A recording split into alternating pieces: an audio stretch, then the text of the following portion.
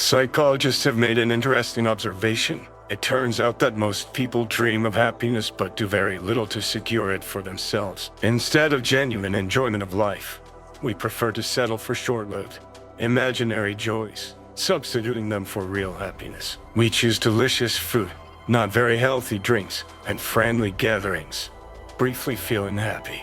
However, all of this provides only momentary pleasure. Think now. How would you live if you were absolutely happy? If the first thought that came to mind is that you lack money, remove it. It is a false thought. Imagine that you don't need money. You have everything. All possibilities.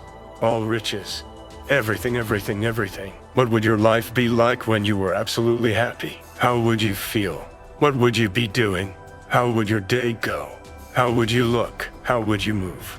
Where would you go? You'll be surprised. But most of us find it difficult to envision ourselves as completely happy people. Life has pushed us so deeply into constraints and necessities that we can't even think about what it is like to enjoy every day without thinking about commitments, schedules, and problems. I suggest you a small exercise. Imagine that you have millions of dollars, and you no longer need to work to provide yourself and your loved ones with food and basic necessities. How would you live in that case?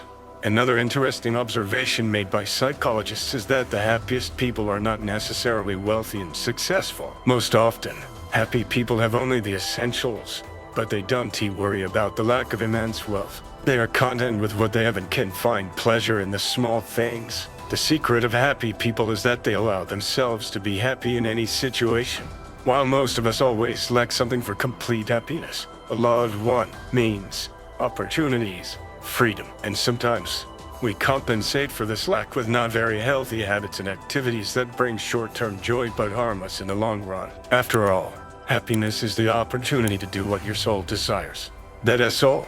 You just need to ask yourself more often, what do I want? What would make me happy right now? And give it to yourself. Do you agree?